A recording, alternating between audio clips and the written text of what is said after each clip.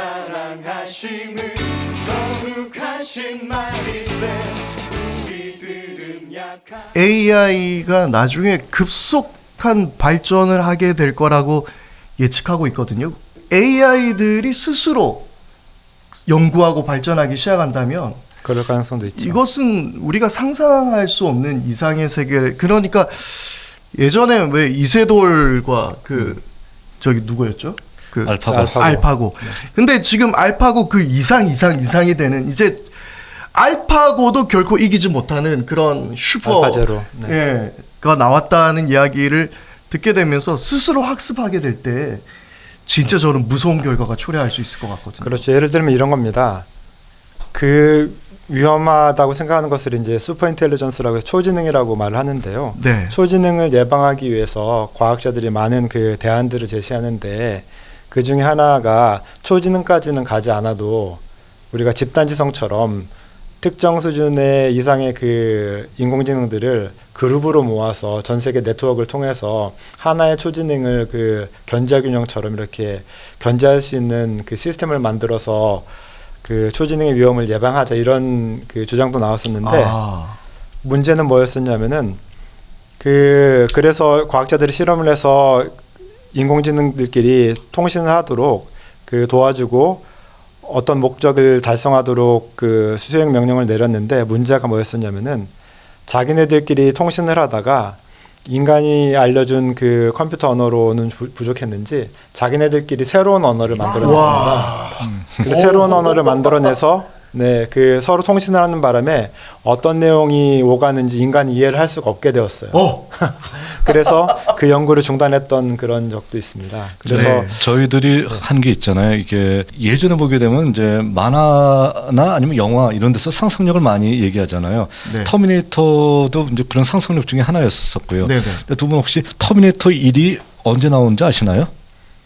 그게 90년대 초반 아닐까요? 80년대라고 저는 알고 있는데. 저도 84년도 11월 때 그렇죠. 나왔거든요. 그러니까 제가 대학교 3학년 때 그렇군요. 저는 그 영화를 90년 그 영화를 봤어요. 봤는데 정말 이런 세상이 일어날 수 있을까라고 이제 고민을 했었거든요. 근데 지금 점점 가까워지고 있고요.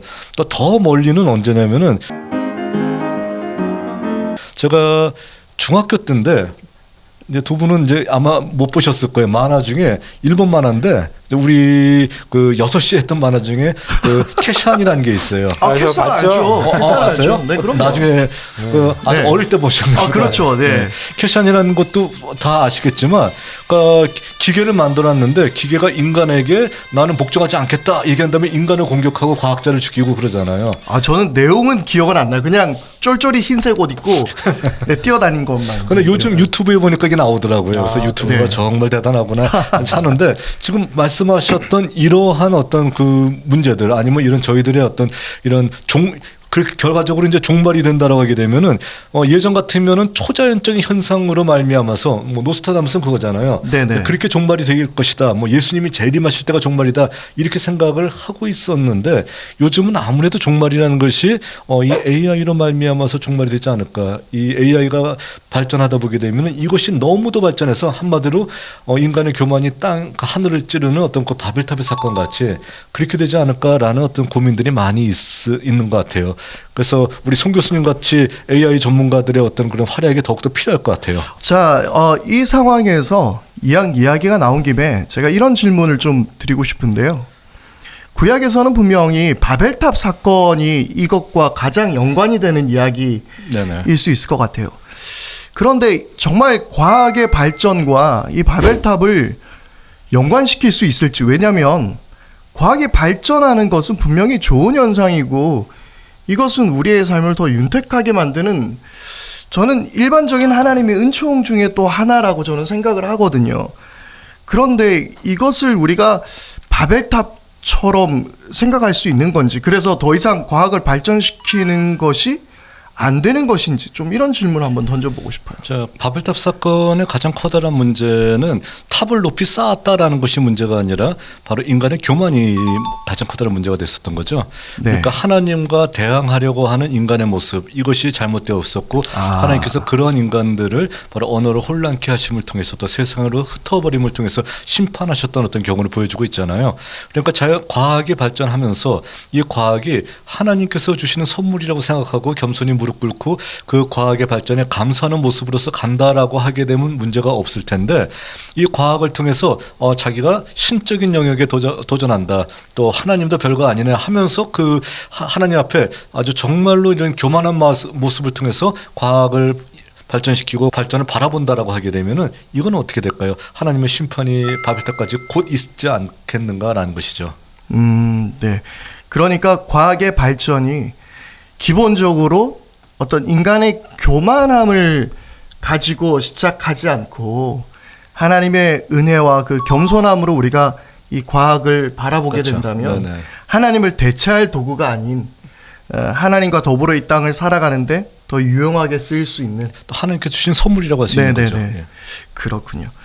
아니 근데 구약학자로서 그 이런 과학의 이야기, 과학과 함께한다라고 하면 항상 걸리는 문제가 있을 것 같아요. 신앙과 이 과학의 접점이 가장 안 맞는 부분을 우리가 떠올려 보게 된다면 네네. 천지창조 네. 이야기를 안 할 수 없거든요. 예. 구약학자로서 천지창조 어떻게 봐야 합니까?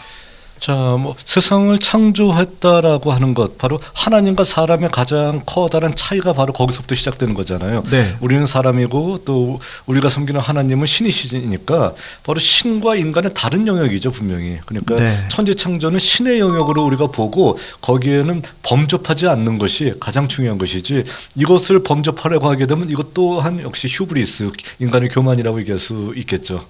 그러면 뭐 좀 조심스러운 이야기입니다만은 창조과학이나 네네. 이렇게 그 과학적으로 접근하는 방법도 그러면 조금 문제일 수 있지 않을까요? 자, 구약 성서에서 나와 있는 내용들은요. 자, 보통 이제 우리가 죄렌 키르케고르는 신앙을 세 단계로 이제 구분했거든요. 감정의 단계, 이성의 단계, 신앙의 단계 이렇게 얘기했고요. 네. 그리고 이성과 신앙 사이는 어떻게 그 개념을 규정했냐면은, 신앙은 이성이 끝나는 그 지점에서 시작한다라고 이제 얘기를 하고 있어요.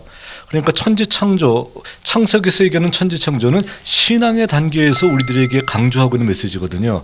근데 그것을 이성의 차원에서 얘기한다라고 하게 되면은, 이성의 차원 속에서 과학적으로 천지 창조를 증명한다라고 해서 그 연구 결과 끝났어요.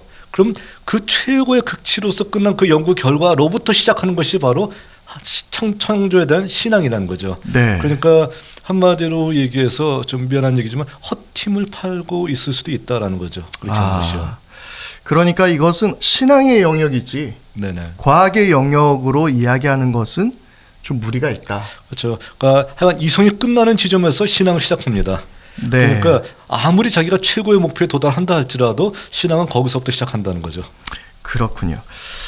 과학과 신앙의 관계 이야기를 좀 더 이어가 봐야 할 것 같은데요.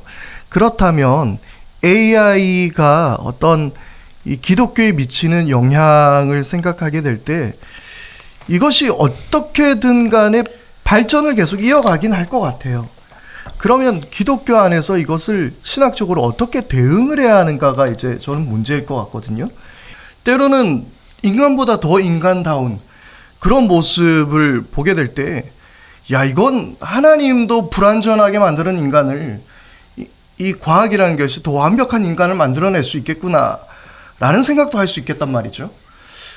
이 신앙과 과학을 우리는 어떻게 신학적으로 계속해서 대응해야 하는 것일까요? 아주 좋은 질문이라고 생각을 하고요. 네.